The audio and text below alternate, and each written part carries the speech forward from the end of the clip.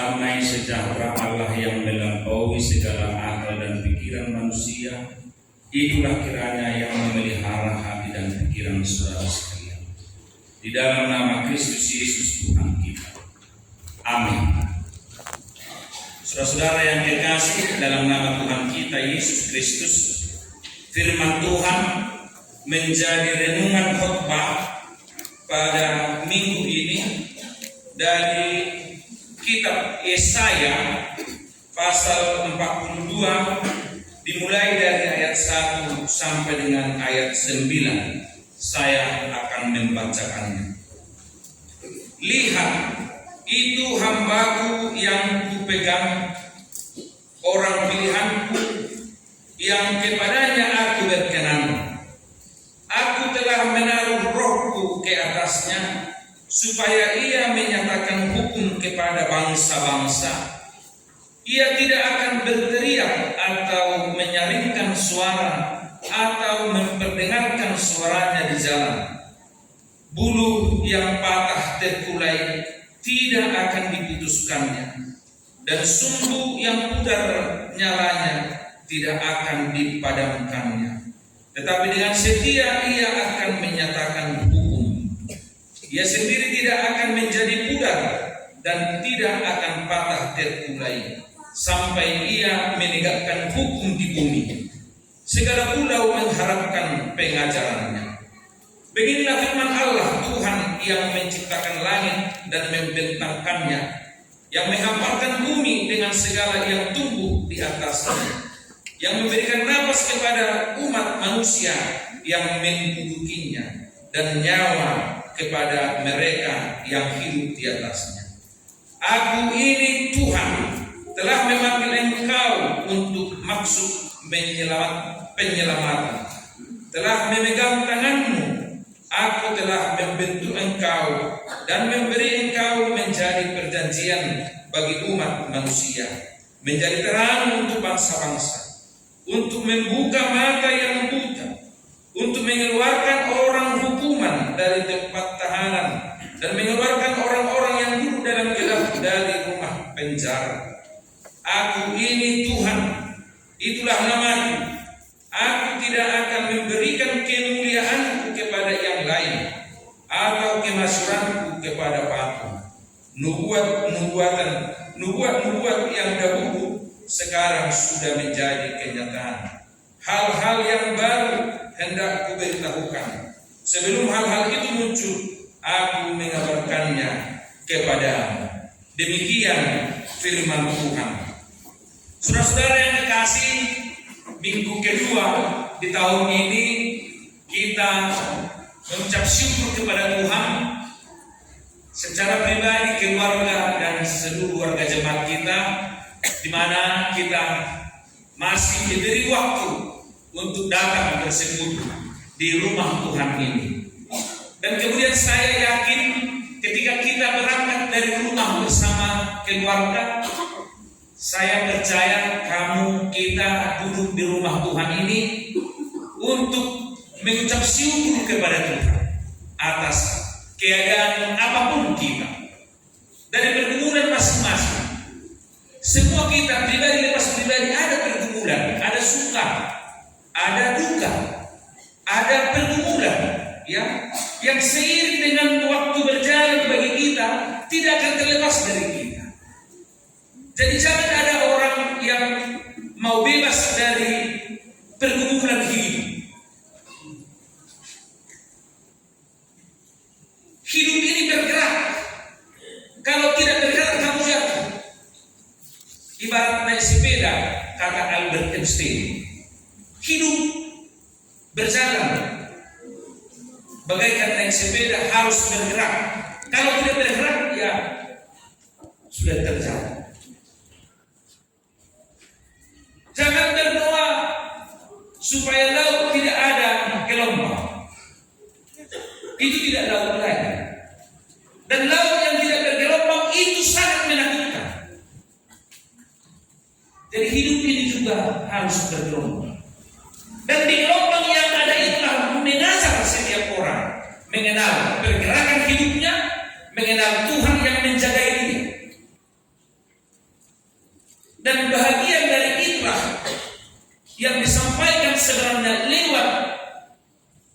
Yesaya dalam nats yang saya baca tadi. Pergumulan Israel sebenarnya di pembuangan Babel yang sudah menyerukan keprihatinan dan kesedihan. Yesaya menyampaikan kabar baik, kabar gembira, di mana Allah akan memulihkan keadaan itu. Allah akan bertindak untuk memulangkan mereka dari pembuangan Babel itu. Allah sudah mendengar kesedihan demi kesedihan, terutama berikut kita baca ada kesedihan ditulis berikut oleh Mazmur setelah pembuangan. Kalau Anda membawa Bibelnya, dibuka dulu Mazmur 137. Mazmur 137. Kalau bisa ditampilkan di sini Mazmur 137. Di sana dituliskan bagaimana hati mereka, bagaimana kesedihan mereka. Ini yang tertinggal, yang mengingat kampung halamannya, kerinduan akan persekutuan, kerinduan akan Tuhan. Bagaimana mereka hidup dulu di kampung halamannya dengan kecapi, dengan bernyanyi, tetapi mereka tidak diperbolehkan lagi seperti itu.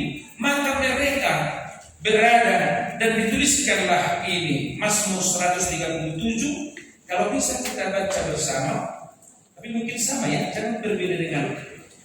Terkadang mau berbeda. Ada bisa ayat 1 sampai 4. Ya. Terjemahan baru sedikit bisa berbeda, tapi kitab saya selalu ini. Di tepi sungai-sungai Babel. Nah, inilah jeritan atau kesedihan. Kita baca bersama. Di tepi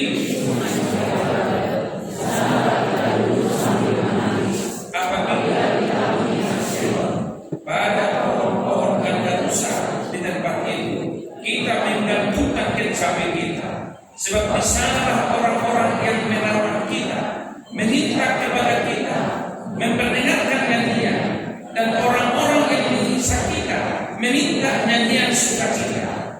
Nyanyikanlah bagi kami nyanyian dari surga. Bagaimanakah kita menyanyikan nyanyian Tuhan di negeri asing? Inilah kesedihan. Kita sekarang membaca itu tidak berurai air mata, tapi saya bisa bayangkan mereka berurai air mata membaca dalam keadaan ini. Sedih naik hitam, hidup ayo turun sida mau berhasabi, mau merende, tuh deh kamu dihamil, baik kamu dah asal kamu. Demikian orang Babel itu kepada orang jatuh di sana. Di tepi sungai Babel itu kami dipaksa membunyikan kesapi supaya mereka mendengarkan lagu-lagu kami. Itu sebenarnya di sini. Itu makanya dikatakan nyanyikan bagi kami nyanyian dari Sion. Ini orang juga gede. Saya sudah lapor juga kelelahan. Tahu deh, langsung kasih ini. Dengan kesedihan itulah di tepi sungai di Babel mereka menghibur orang-orang Babel di sana. Sembari mengingat kampung halamannya, itulah kerinduan mereka. Dan kerinduan inilah yang dijawab oleh Tuhan lewat firman hari ini. Lewat Yesaya menyampaikan, jangan bersedih seperti itulah, telah tiba saatnya hambaku, aku akan bertindak. Itu maka ayat 3 firman kita hari ini dikatakan di sini supaya hidup dalam berpengharapan. Apa dikatakan ayat 3? Bulu yang patah terkulai tidak akan diputuskannya, dan sumbu yang pudar nyalanya tidak akan dipadamkannya, tetapi dengan setia ia akan menyatakan. Mula dengan kamu hatabatak saya pokok beliau di hatabatak. Arun nau marosaki dan laos ponggol hononna. Jada suku nama nehen kotor nehen. Nama kesonate neng habis minyak. Sumbu lampu yang sudah mulai habis minyaknya nehen merek warni. Gak ada pun datang nanti angin, cuman begitukan saja begini sudah mati. Lalu arung di tepi sungai itu biasanya seperti bambu yang kecil. Dulu itu tempat lilin dibuat. Lalu di dalamnya kosong. Kalau ditubuhkan seperti ini sudah terus merosak ya, tapi tidak patah. Inilah kalimat untuk menghimbau, menghidupkan kembali. Walaupun arung sudah merosak. Kau merosak. Tuhan merosak ini.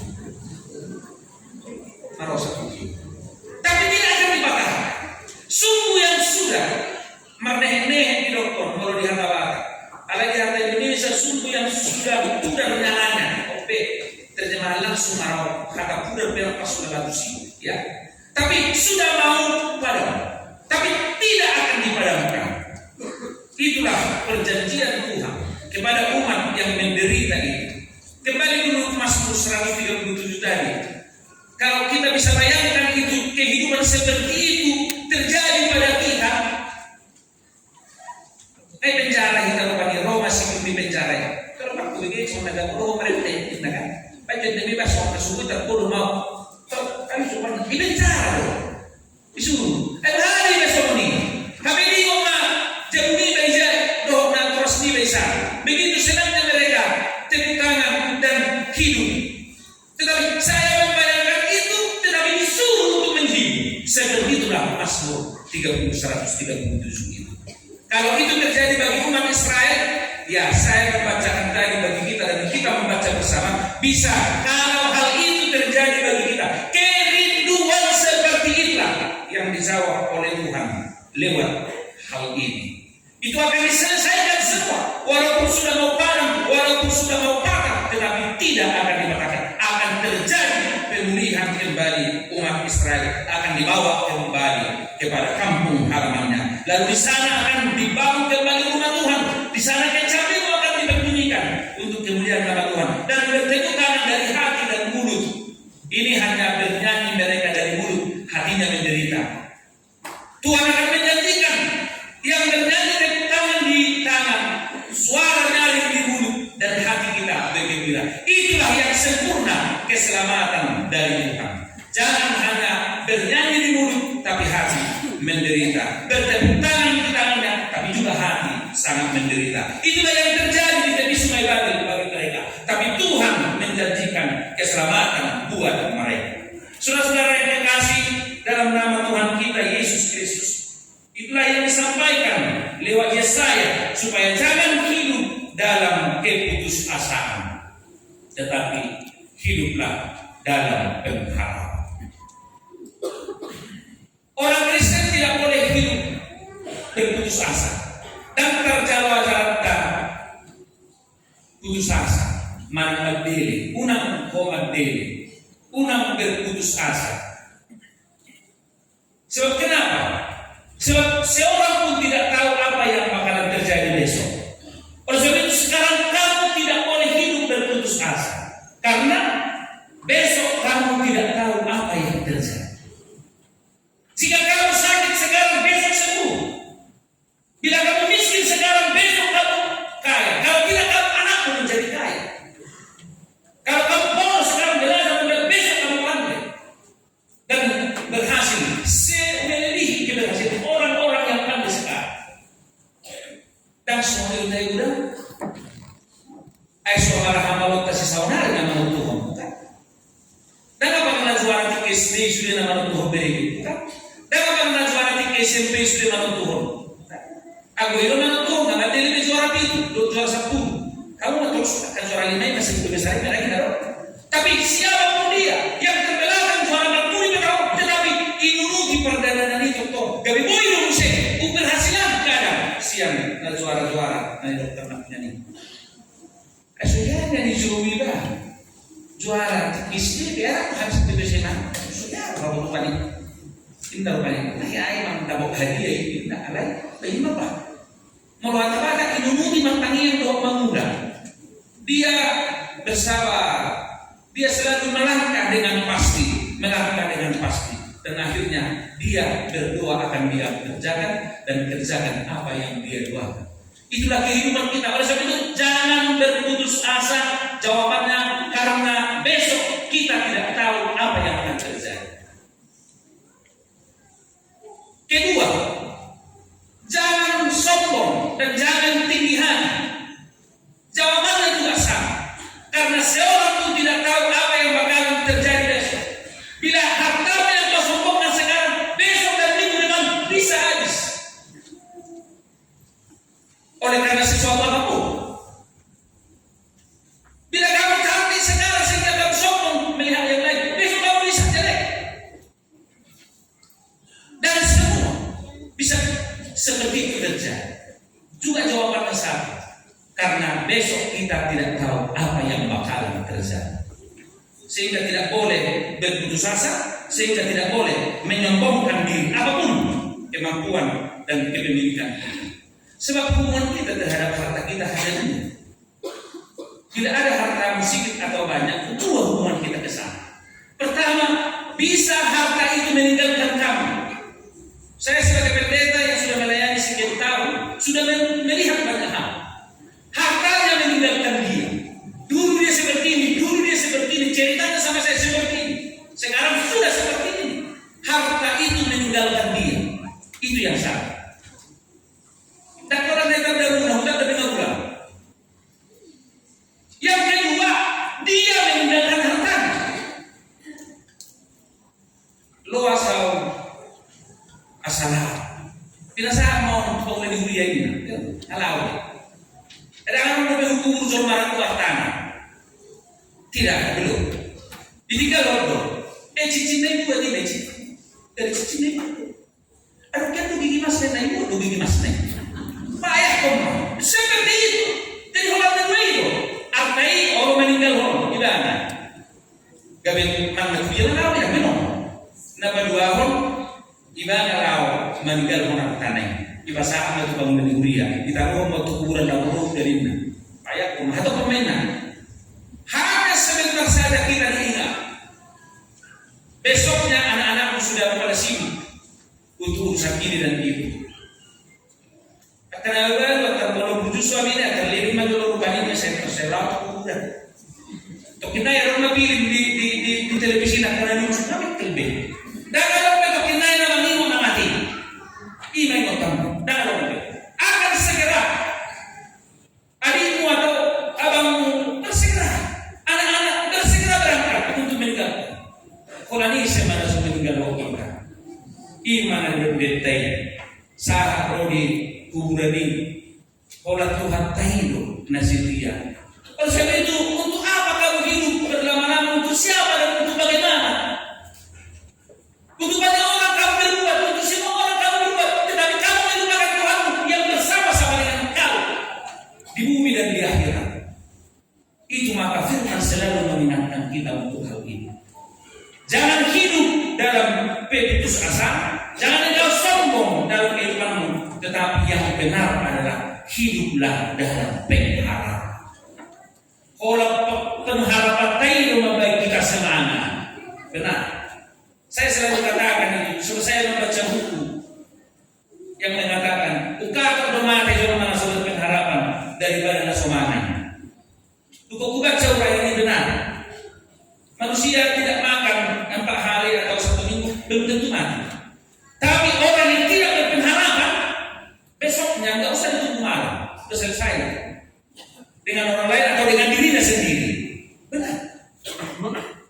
Saya pernah mengajar dengan ayah untuk kakek beragam menegur bangga unang berok soal ini dan nggak boleh berwida mulu gimana? Kan binoto bisa berbangga berarti. Kau itu mana masalihan bisa berbangga. Ini orang yang tidak berpengharapan. Maka firman mengajak kita hiduplah dalam berpengharapan.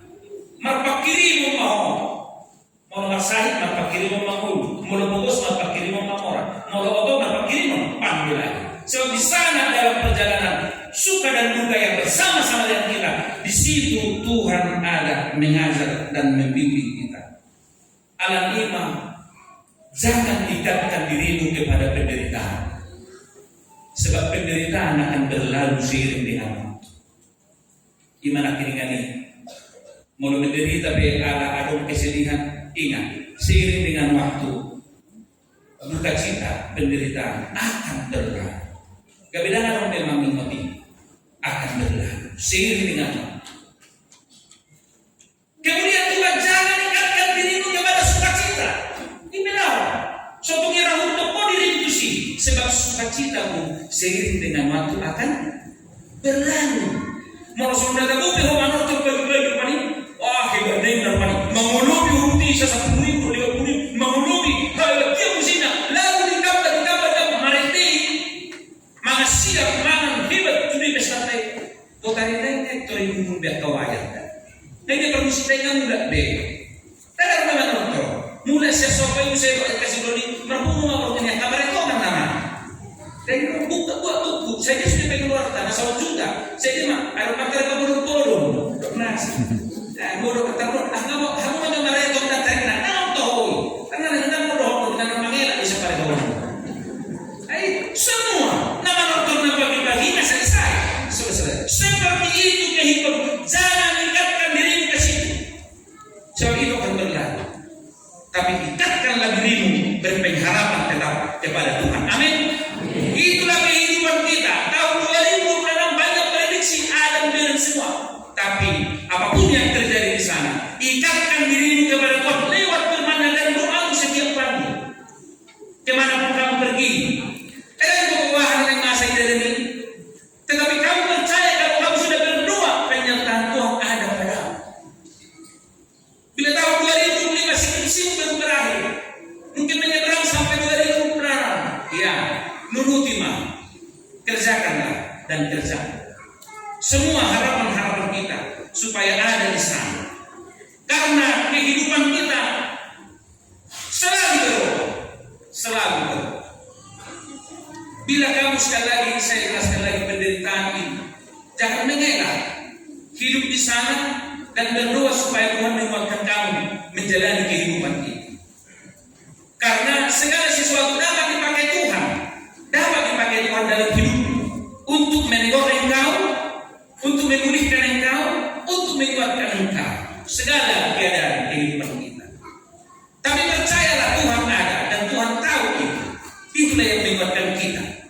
Bisa saja tidak berubah keadaan, tetapi ingat, ketahananmu berhadapan dengan penderitaan itu juga sudah bahagian dari pertolongan Tuhan. Dan balunnya sahmi, alaiman tubuh mengaruh sahmi, itu juga sudah bagian dari jawaban Tuhan. Dan mengikaulah Tuhan yang nama goi, alaiman tubuh nampai mago juga sama, itu juga sudah jawaban Tuhan. Sebab kamu dikuatkan untuk berhadapan dengan keadaan. Philip Yancey dalam bukunya, saya lupa judulnya, tapi saya membaca satu bab, ada judul babnya Suffering is Opportunity. Penderitaan menjadi sebuah kesempatan. Lalu saya membaca beberapa uraian dia, ada penelitian mereka begini. Ada seorang pendeta, ada psikolog, dan ada seorang dokter. Lalu mewawancarai lebih dari 200, hampir 300 orang sakit di rumah sakit yang berbeda-beda. Lalu nasi dari rumah sakit A, lalu rumah sakit itu diwawancarai akan masalah ini. Tetapi memang ada program di sana, ini di Amerika, bahwa ada pelayanan setiap pagi dari gereja ini, yakin ini, ada pelayanan setiap pagi kepada orang yang sakit opname di sana. Lalu setelah mereka ini 3 orang psikolog, pendeta dan dokter ini mewawancarai berbagai hal, pendeta mencatat setiap jawaban dari yang sakit di sana. Yang diwawancarai yang sudah dewasa tentunya, yang sudah mapan, yang sudah berumur. Lalu kemudian hampir 300 yang diwawancarai mereka ada simpulannya. Setiap yang sakit itu ada mengatakan begini jawabannya. Ayo ada orang di rumah sakit itu ini nama wanita. Jadi ada yang 1 minggu, ada yang 1 bulan di sana sakit. Lalu setiap pagi ada siraman rohani dari yakin yang datang ke sana. Hampir nama sahini bro. Sepertinya khusus bro. Ya berbalik dengan yang diharapkan. Tuhan ini nama sahini daun memang. Tak sokong mahal berbegi. Untunglah saya berdiam di rumah sakit opname di rumah sakit. Kenapa? Karena sudah berlama-lama saya tidak pernah berdoa dan tidak pernah mendengarkan khotbah. Kabiniro Yancey dijudulkan Suffering is Opportunity. Penderitaan menjadi sebuah kesempatan. Ada pernah usulin na rohamu Tuhan itu opname awin na isi mahilang na kosoni. Alay masa rohamu kosoni ay duk mena opname ona.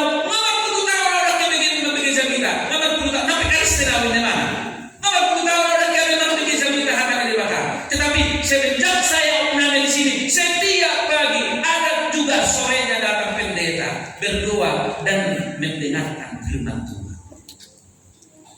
Sotong pola sampai somoni kita mah.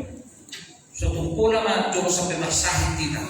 Itu tadi penderitaan menjadi sebuah kesempatan. Dia penderitaan dari kesempatan. Alai dari kesempatan mah. Seandainya dalam di rumah sakit ini mana? Dan kalau begitu na bisa kita, dan kalau berdua bagaimana? Tak somoni nama mati. Alani berdua di rumah sakit orang. Gabi begitu kita, gabi foto mesin Kristus, gabi berdua mesin dibawa dalam doa. Penderitaan bisa akhirnya menyelamatkan. Di akhir-akhir perjalanannya ada penderitaan bisa menyelamatkan, mengingatkan setiap orang akan apa yang dia derita.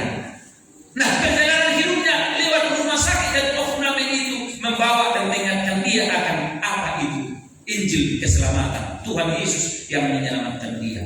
Penderitaan menjadi sebuah kesempatan. Tikilibur hanya masih orang.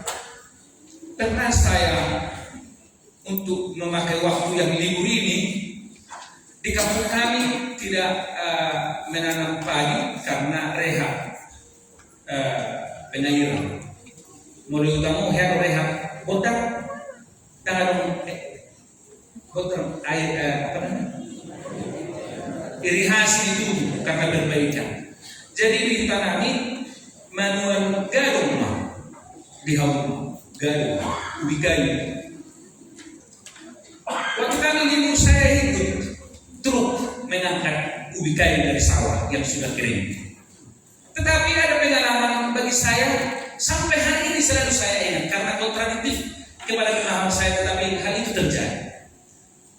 Masuk memahami marturkon tuhau main namun ini. Tetapi karena sudah beberapa kali dilalui kereta truk, ada mana berlubang, mana bergelombang, berisi air pas, ada udang. Jadi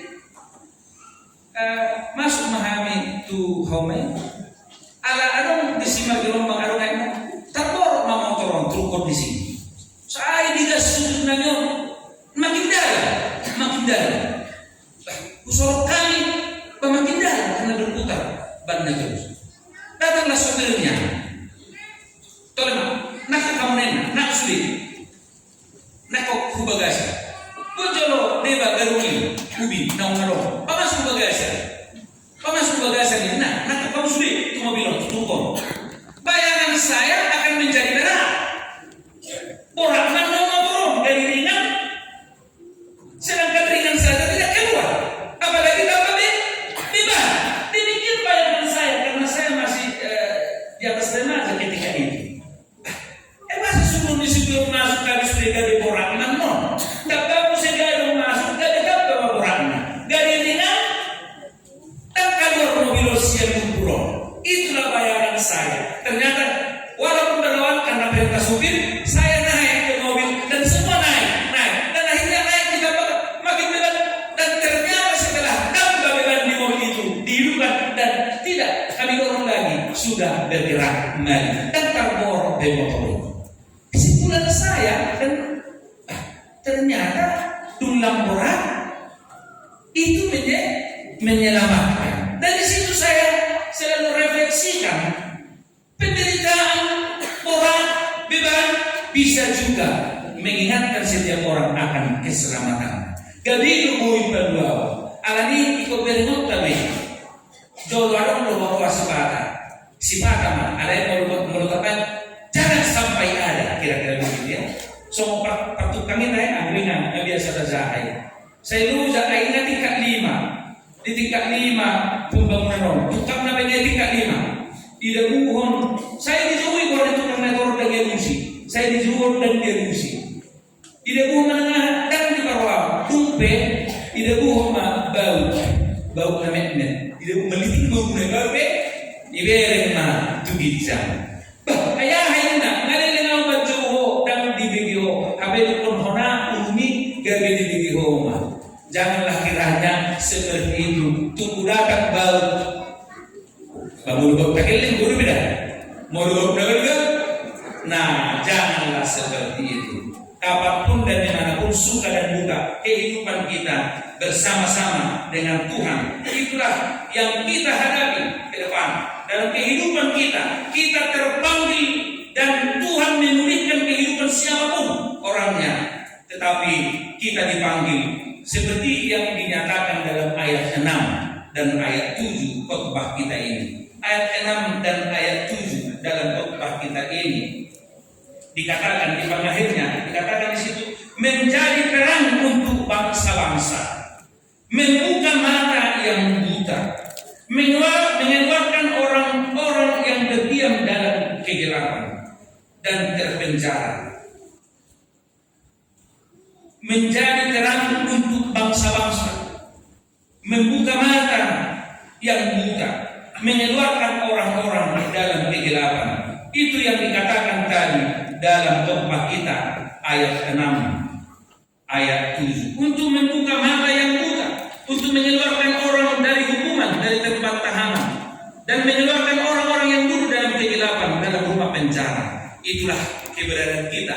Kita dipanggil menjadi dekat, kita dipanggil untuk berbuat terhadap satu dengan yang lain.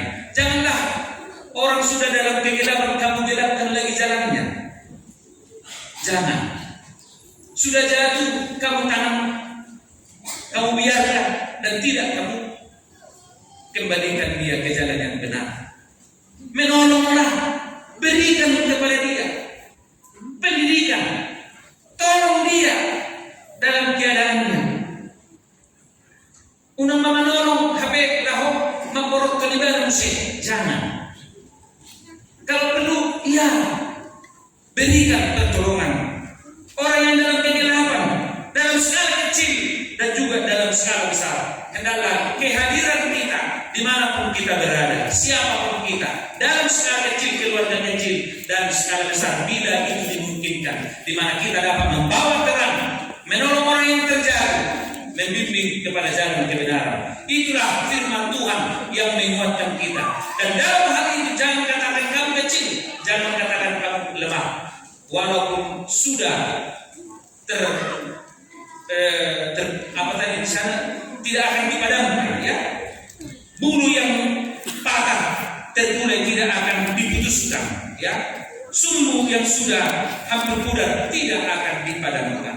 Tuhan menyertai kita, menyalakan nyala yang baru kepada kita untuk memberi terang kepada yang lain, untuk menguatkan kita kepada yang lain. Dan itulah selalu saya sampaikan, semua kita yang sudah dewasa, gereja kita memberangkatkan kita ketika kita naik sini. Ingat kamu ada hamba Tuhan, perwakilan Tuhan di altarnya ini.